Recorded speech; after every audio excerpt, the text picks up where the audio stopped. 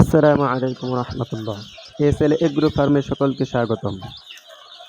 চলে আসলাম একটি নতুন ভিডিও নিয়ে। স্ক্রিনে দেখতে পাচ্ছেন আপনারা দেশি মুরগির বাচ্চা। এগুলো আমার নিজের প্যারেন্টসের বাচ্চা।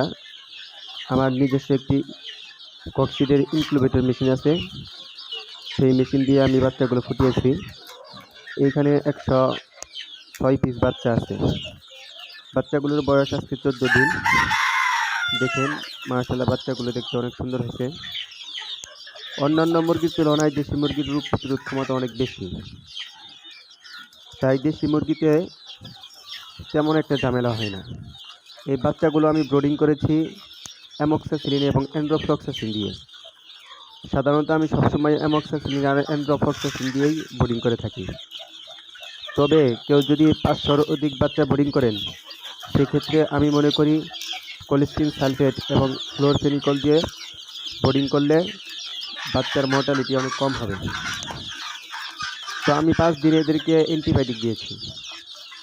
অ্যামক্সাসিলিন 1 গ্রাম 1 লিটার পানিতে, অ্যান্ড্রোফ্লক্সাসিন 1 মিলি 1 লিটার পানিতে দিনে 3 বার 8 ঘন্টা করে চালিয়েছি।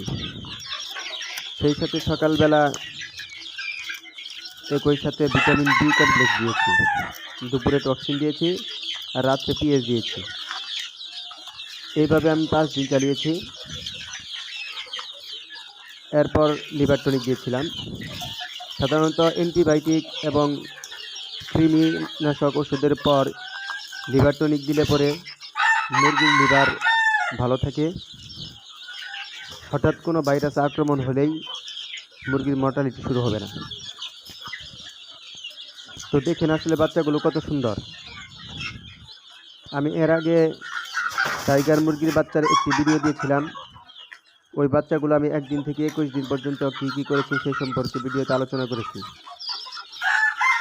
তো আমি টাইগার মুরগির বাচ্চা বোর্ডিং করে আর দেশি মুরগির বাচ্চা বোর্ডিং করে যা বুঝতে পেরেছি, দেশি মুরগির বাচ্চা বোর্ডিং অনেক সহজ।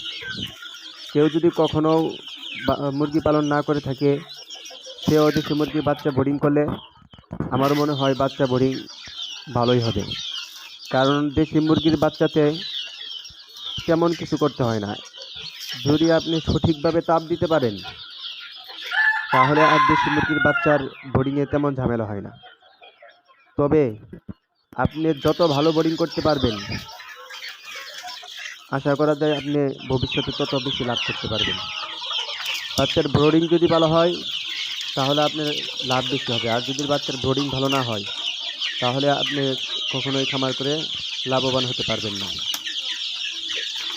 আমি দীর্ঘদিন ধরে দেশি মুরগি পালন করে যা বুঝতে পেরেছি, দেশি মুরগির খামারিরা কখনোই তেমন লসে পড়বে না।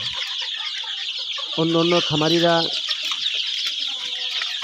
হয় বেশি লাভ করবে, না হয় অতি তাড়াতাড়ি খামার সেক্টরে এসে ধ্বংস হয়ে যায়।